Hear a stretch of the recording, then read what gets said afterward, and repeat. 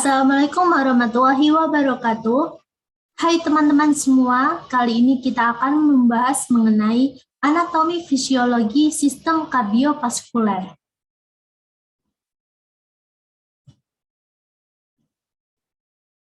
Baiklah, sebelum itu izinkan saya untuk memperkenalkan diri. Nama saya Putri Nurwahyuni dengan NIM 132111336169 dari Fakultas Keperawatan kelas A3 angkatan 2021 Universitas Airlangga.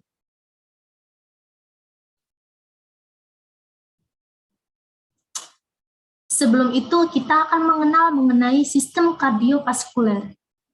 Apa sih sistem kardiovaskuler itu? Sistem kardiovaskuler adalah suatu sistem yang secara umum berperan mengedarkan darah ke seluruh tubuh, sekaligus membawa oksigen dan zat gizi ke semua jaringan tubuh, serta mengangkut semua zat buangan.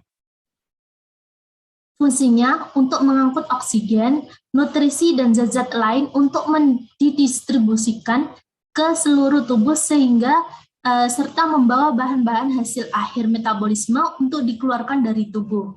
Sistem ini pada prinsipnya terdiri dari jantung, pembuluh darah, dan saluran limfa. Nah, sekarang kita akan masuk ke dalam anatomi kardiovaskuler. Yang pertama ada mediastinum. Mediastinum sendiri adalah sekat yang terdiri dari jaringan arkola. Sekat ini memisah rongga dada bagian kiri dari rongga dada bagian kanan. Mediastinum ini sebagai sekat berada antara kolumna vertebralis pars thoracalis dengan sternum. Mediastinum ini merupakan lanjutan ke bawah dari spatium parapharyngeum di leher. Mediastinum ini menurut tempatnya dibagi oleh bidang datar lewat sendi manubrium sternum menjadi ini mediastinum superior dan mediastinum inferior. Fungsi dari mediastinum yaitu sebagai sekat pemisah organ paru kiri dan organ paru kanan. Kemudian masuk ke bagian jantung. Jantung sendiri adalah suatu organ berdinding muskulus tebal dengan 4 ruangan di dalamnya. Jantung ini menempati mediastinum medius, rongga di dada bagian kiri, dan berada di dalam kantong perikardium. Jantung merupakan organ tubuh paling berat pada embrio 5 bulan. Kerjanya harus tetap berkontraksi sejak manusia dalam kandungan hingga orang itu meninggal. Bentuk jantung seperti kerucut dengan puncaknya apex yang terletak di sini, ke depan lateral kiri dan basis di posterior. Beratnya jika tanpa darah sekitar 300 gram. Jantung dibagi menjadi 2 belahan oleh septum longitudinal yang berjalan oblik. Masing-masing belahan terdiri atas sebuah ruangan yang disebut atrium, yaitu ruangan yang menerima darah dari vena, dan ruangan ventriculus. Jantung terdiri atas 3 lapisan.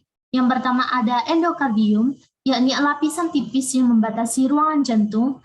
Kemudian yang kedua ada mikokardium, lapisan yang terletak di tengah dan terdiri dari otot-otot jantung. Kemudian yang terakhir ada epikardium yang merupakan lapisan terluar dari dinding jantung. Jantung juga mempunyai 3 fasies atau permukaan, yakni fasies sternocostalis, depan atas lateral kiri dan kanan, kemudian fasies diaphragmatica inferior, dan basis yang terletak di belakang.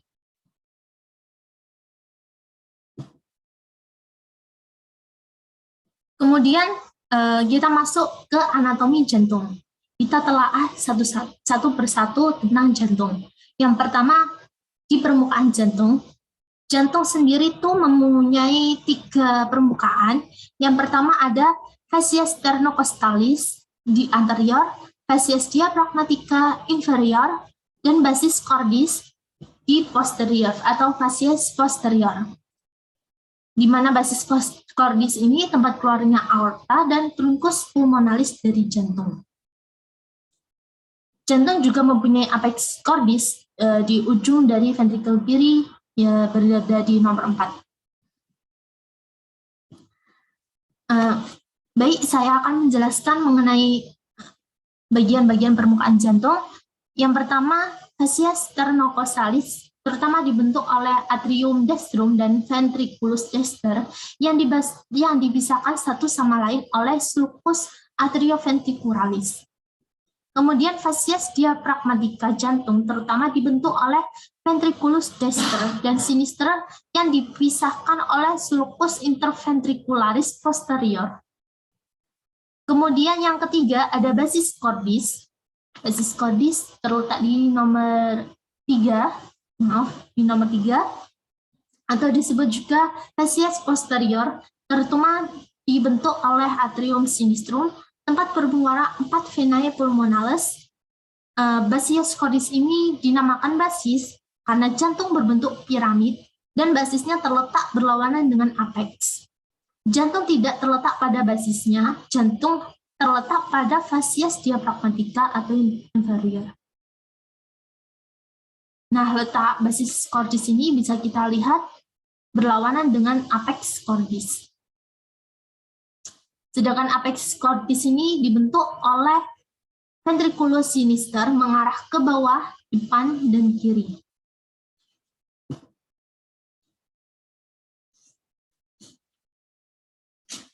Kemudian kita masuk ke batas jantung. Batas jantung ini terbagi menjadi 3 bagian, yakni batas kanan jantung dibentuk oleh atrium dextrum, batas kiri oleh auricula sinistra dan di bawah oleh ventriculus sinister. Kemudian batas bawah terutama dibentuk oleh ventriculus dexter, tapi juga oleh atrium dextrum dan apex oleh ventriculus sinister.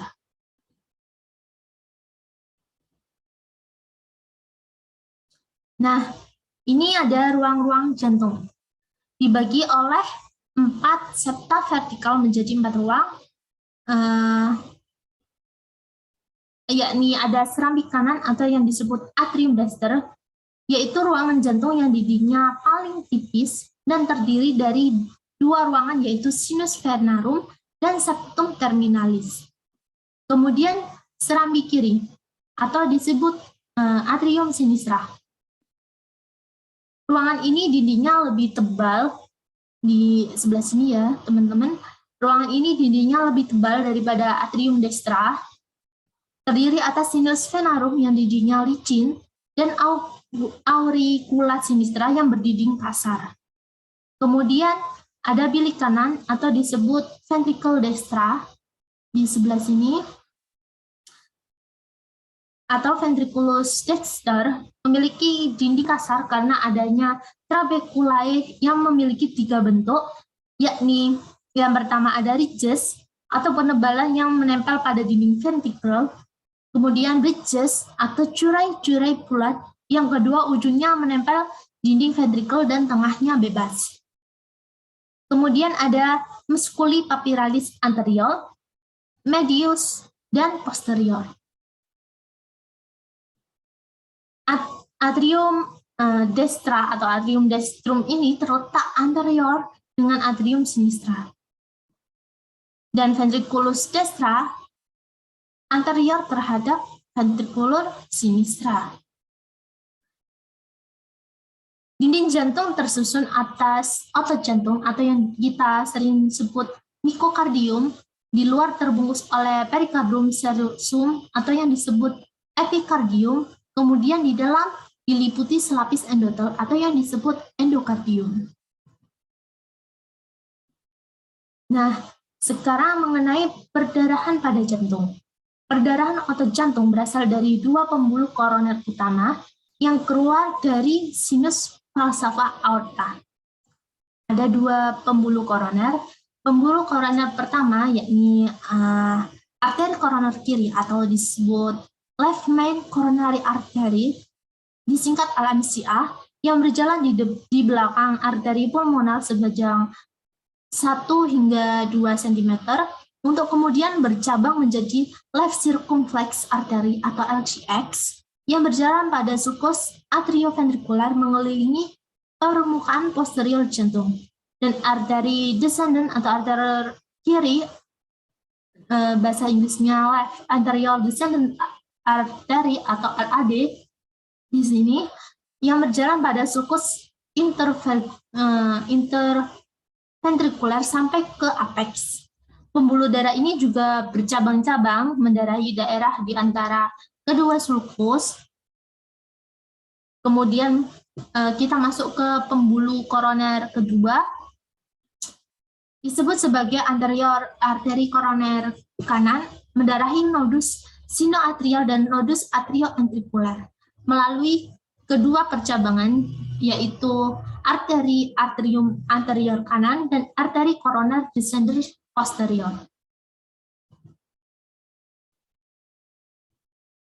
Nah, kita akan masuk ke perikardium di jantung.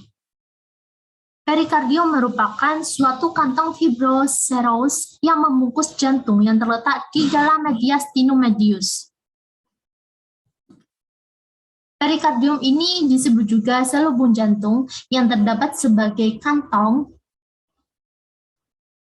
sedangkan epikardium sebagai lapisan luar jantung. Kemudian permukaan dalam perikardium disebut juga serous mucous yang menghasilkan cairan pelicin sedikit. Dan perikardium ini terdapat dua lapisan, yakni perikardium serosum dan perikardium fibrous. Perikardium serosum terdiri atas dua lapisan, yakni lamina parietalis di sini merupakan lapisan mesotelium yang menempel pada permukaan dalam perikardium fibrosum. Kemudian yang kedua, lamina visceralis di sini yang merupakan lapisan yang menutupi seluruh permukaan jantung sampai ke pembuluh darah besar. Nah, kedua lapisan ini akan bertemu dan membentuk ruangan tertutup yang disebut kavitas perikardi di sini. Nah, ruangan ini biasanya berisi cairan setipis film yang berfungsi untuk mempermudah gerakan jantung. Kemudian ada perikardium fibrous, merupakan pembungkus jantung bagian luar, paling tebal, kuat. Kemudian lapisan ini juga membantu mencegah terjadinya penggelembungan berlebihan pada jantung. Nah, sekarang ada vaskularisasi jantung. Vaskularisasi jantung ini ada aliran arteri dan aliran vena. Yang pertama, aliran arteri terdiri dari dua aliran, yakni arteri koronaria dextra dan sinistra, yang menyediakan darah yang berasal dari sinus aorticus dextra dan sinistra pada jantung. Untuk arteri koronaria dextra, cabang langsung aorta yang keluar dari sinus aortae dextra, kemudian berjalan di dalam sulcus coronarius di bawah auricula dextra mengelilingi jantung ke arah posterior. Dan arteri koronaria sinistra keluar dari sinus aortae sinistra lalu berjalan di antara arteri pulmonalis dengan auricula sinistra dan akhirnya mengeluarkan cabang-cabang. Untuk aliran vena sama seperti aliran arteri-arteri lainnya, namun vena berjalan lebih superficial, dan kemudian ada aliran limfa yang terakhir, jumlahnya banyak dan tersebar di mana-mana, baik dalam jaringan miokardium maupun di permukaannya. Lalu akhirnya disalurkan melalui dua buah saluran limfa besar, kenodi yang disebut kenodi limpatik mediastinalis anterioris, yaitu nodus limfa mediastinalis anterior dextra dan nodus limfa mediastinalis anterior sinistra. Nah, kita sudah berada di pembuluh darah. Pembuluh darah ini juga terdapat dua ya, arteri, vena. bagian dari sistem peredaran darah yang berfungsi untuk mengedarkan darah dari jantung ke berbagai organ dan jaringan tubuh maupun sebaliknya. Ada dua jenis pembuluh darah yang tadi saya sebutkan, yakni arteri dan vena. Arteri sendiri yaitu pembuluh darah yang bertugas membawa darah kaya akan oksigen dari jantung menuju seluruh jaringan dan organ tubuh, kecuali pembuluh arteri pulmonalis. Kemudian untuk vena yaitu pembuluh darah yang berfungsi untuk membawa darah dari seluruh tubuh atau dari paru-paru untuk kembali ke jantung.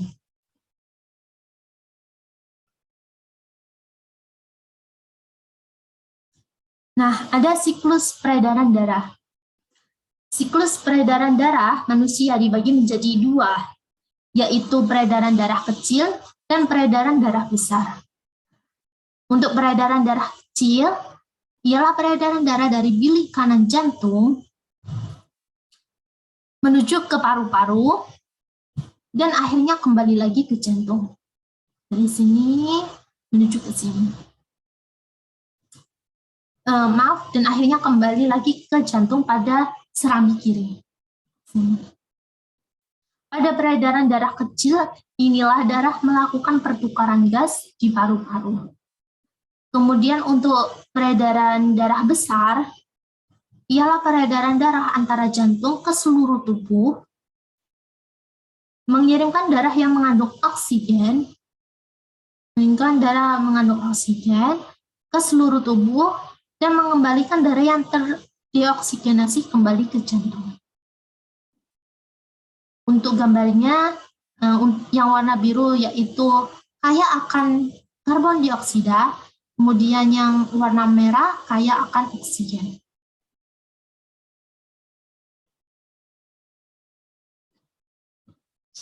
Kemudian ada sirkulasi darah, terbagi menjadi tiga, yaitu sirkulasi sistemik, di sini dan di sini.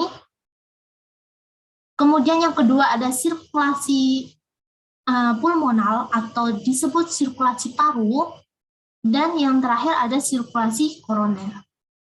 Untuk sirkulasi sistemik merupakan sirkulasi darah yang mengaliri seluruh tubuh. Sirkulasi ini berlangsung ketika darah yang bersih mengandung oksigen mengisi serambi kiri jantung melalui vena pulmonalis setelah melepaskan karbon dioksida di paru-paru. Kemudian untuk sirkulasi pulmonal atau sirkulasi paru merupakan sirkulasi darah dari jantung menuju paru-paru dan sebaliknya. Nah, sirkulasi ini berlangsung saat darah yang mengandung karbon dioksida dari sisa metabolisme tubuh kembali ke jantung melalui pembuluh vena besar atau vena cava. Dan yang terakhir, sirkulasi koroner, sama seperti organ tubuh lain, jantung juga membutuhkan asupan oksigen dan nutrisi agar dapat menjalankan fungsinya dengan baik. Nah, darah yang membawa nutrisi dan oksigen ke otot-otot jantung akan dialirkan melalui pembuluh arteri koroner. Kemudian ada siklus denyut jantung. Siklus denyut jantung ini ada kontraksi jantung yang disebut sistol dan relaksasi jantung atau disebut diastol. Bila ventrikel diisi darah, maka ia akan mulai berkontraksi. Kenaikan tekanan darah di dalam ventrikel akan menyebabkan valva atrioventricularis bergerak menutup dan getaran akibat penutupan katup ini akan menyebabkan suara jantung. Ada dua fase. Yang pertama, selama fase kenaikan, tekanan intraventrikular valvula atrioventricularis tetap menutup dan dijaga agar tidak membuka ke arah atrium oleh kontraksi musculi papiralis. Pada saat ini, katup-katup pada aorta dan truncus pulmonalis terbuka sehingga darah mengalir melalui kedua pembuluh darah ini. Akibatnya, valve aortae dan valve truncus pulmonalis akan menutup dan getaran akibat penutupan kedua valve ini menyebabkan suara jantung. Kemudian yang fase kedua, ada penurunan tekanan intraventriculi. Ini juga akan menyebabkan terbukanya valve atrioventricularis sehingga darah akan mengalir dari atrium ke ventrikel. Kemudian kita sudah masuk ke dalam fisiologi kardiovaskuler. Yang pertama ada hemodinamika jantung. Dalam mengatur tekanan darah, sistem hemodinamik diperankan oleh adanya perubahan tekanan osmotik dan tekanan hidrostatik, baik intravaskuler maupun ekstravaskuler. Peran utama oleh kadar natrium yang secara langsung mempengaruhi nilai osmotik cairan, sehingga mempengaruhi proses sekresi aldosteron dan hormon antidiuretik. Kemudian yang kedua ada elektrofisiologi jantung. Dalam keadaan istirahat, sel-sel otot jantung mempunyai muatan positif di bagian luar sel dan muatan negatif di dalam sel. Apabila sel dirangsang, maka akan terjadi perubahan muatan dalam sel menjadi positif dan sedangkan yang di luar sel menjadi negatif. Proses terjadinya perubahan muatan akibat rangsangan dinamakan depolarisasi. Nah, setelah rangsangan sel berusaha kembali pada keadaan muatan semula, proses ini dinamakan repolarisasi. Seluruh proses tersebut dinamakan aksi potensial. Yang ketiga ada mekanisme jantung sebagai pompa. Yang pertama ada fungsi atrium sebagai pompa, yakni pompa primer yang meningkatkan efektivitas ventrikel sebagai pompa. Kemudian ventrikel juga sebagai pompa, namun selama sistol ventrikel, sejumlah darah tertimbun dalam atrium karena katup atrium ke ventrikel tertutup. Tepat setelah sistolik berakhir, tekanan ventrikel turun kembali sampai tekanan diastolik yang rendah. Tekanan pada atrium yang tinggi dengan segera mendorong katup antara atrium dan ventrikel membuka dan memungkinkan darah mengalir dengan cepat ke dalam ventrikel. Kemudian ada mekanisme pengosongan ventrikel selama sistol. Kontraksi ventrikel mulai, tekanan ventrikel meningkat dengan cepat, menyebabkan katup atrium dan ventrikel menutup. Diperlukan penambahan 0,02 hingga 0,03 detik bagi ventrikel untuk meningkatkan tekanan yang cukup untuk mendorong katup-katup tersebut, katup-katup semilunaris aorta dan katup-katup semilunaris arteri pulmonalis. Selama periode ini akan terjadi kontraksi pada ventrikel tetapi tidak terjadi pengosongan. Nah, periode ini dinamakan periode kontraksi sistemik.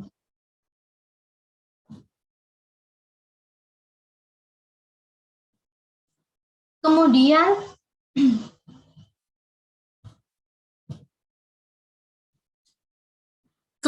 ada yang mekanisme jantung selanjutnya, yakni periode ejeksi. Bila tekanan ventrikel kiri meningkat sedikit di atas 80 mmHg, tekanan ventrikel destra sedikit di atas 8 mmHg, tekanan ventrikel sekarang mendorong membuka katup semilunaris segera. Darah mulai dikeluarkan dari ventrikel, sekitar 60% terjadi pengosongan selama seperempat pertama sistol, dan 40% sisanya dikeluarkan selama 2/4 berikutnya. Sedangkan 3/4 bagian sistol ini dinamakan periode ejeksi. Nah, untuk periode diastol, selama 3/4 terakhir diastol ventrikel, hampir tidak ada aliran darah dari ventrikel masuk ke arteri besar, walaupun otot ventrikel tetap berkontraksi. Dan yang terakhir mekanismenya yakni relaksasi isometrik. Pada akhir sistol, relaksasi ventrikel mulai dengan tiba-tiba. Mungkin tekanan dalam ventrikel turun dengan cepat. Peningkatan tekanan dalam arteri besar tiba-tiba mendorong darah kembali ke arah ventrikel, menimbulkan bunyi penutupan katup aorta dan pulmonal dengan keras selama durasi 0,03 hingga 0,06 detik. Selanjutnya, otot ventrikel relaksasi dan tekanan dalam ventrikel turun dengan cepat kembali ke tekanan diastol yang sangat rendah. Katup atrium dan ventrikel membuka mengawali siklus pompa ventrikel yang baru. Nah, Sudah materi kita sudah berada di penghujung materi, yakni sistem konduksi jantung. Ada sistem konduksi jantung ini mengirimkan sinyal listrik yang umumnya dihasilkan oleh nodus sinoatrial untuk menyebabkan kontraksi otot jantung. Kemudian sinyal pacemaker yang diinisiasi di nodus sinoatrial bergerak melalui atrium kanan ke nodus atrioventrikular atau AV di sepanjang berkas his dan berjalan melalui cabang-cabang berkas untuk menimbulkan kontraksi otot jantung. Sinyal ini pertama kali memberikan stimulus kontraksi dari atrium kanan dan kiri dan kemudian mengalir ke ventrikel kanan dan kiri. Aliran listrik ini yang kemudian memungkinkan terjadinya proses pemampaan darah ke seluruh tubuh. Untuk keterangan bagian-bagiannya, yang pertama ada nodus SA terletak di sini, kemudian yang kedua nodus AV, dan yang ketiga nomor 3 yakni berkas his. Untuk yang nomor 8 ada sekat. Kemudian di sini ada serabut Parkins yang bagian-bagian tersebut yang sudah saya sebutkan yakni masuk ke dalam sistem konduksi jantung. Untuk nodus SA atau sinoatrial node yang di sini merupakan suatu tumpukan jaringan neuromuskular kecil yang berada di dalam dinding atrium kanan di ujung crista terminalis dan pendahuluan dari kontraksi jantung. Kemudian ada nodus AV atau atrioventricular node berada dalam septum atrium dekat muara sinus coronari. Impuls di dalam sini diteruskan ke bandel atrioventrikular ke sini melalui berkas Wenckebach. Kemudian berkas his atau bundel his atau juga disebut berkas antrioventrikal, yaitu suatu jarak sel-sel khusus yang berada dari nodus AV dan masuk ke septum antar ventrikel kiri, maksudnya antar ventrikel. Tempat berkas tersebut bercabang membentuk berkas kanan dan kiri yang berjalan ke bawah melalui septum, melingkari ujung bilik ventrikel dan kembali ke atrium di sepanjang dinding luar. Kemudian sekat di sini antara bagian kanan dan kiri jantung dibatasi sekat ini. Sekat ini berfungsi juga untuk mencegah bercampurnya darah yang mengandung banyak oksigen dan karbon dioksida yang terjadi dalam sirkulasi darah yang sudah saya jelaskan. Kemudian untuk serabut Parkins adalah serabut otot jantung khusus yang mampu mengantar impuls dengan kecepatan 5 kali lipat kecepatan hantaran serabut otot jantung, dan serat Parkins ini mengirim 20 hingga 40 denyut per menit, berada pada endokardium, menyebar pada kedua ventrikel. Untuk bagiannya yang warna kuning.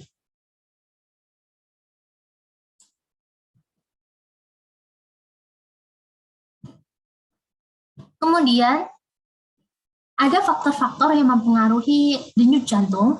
Yang pertama, faktor yang mempengaruhi cepatnya denyut jantung itu, yakni ada inspirasi, kegembiraan, marah, hipoksia olahraga, adrenalin, hormon tiroid, refleks eksitasi jantung. Kemudian untuk faktor yang memperlambat denyut jantung yakni aspirasi, rasa takut, sedih, nyeri pada saraf trigeminus, dan peningkatan tekanan intrakanal. Berikut saya lampirkan daftar pustaka untuk informasi yang saya dapat. Nah, terima kasih atas waktu dan perhatiannya. Sekian dari saya dan semoga bermanfaat ilmu-ilmunya.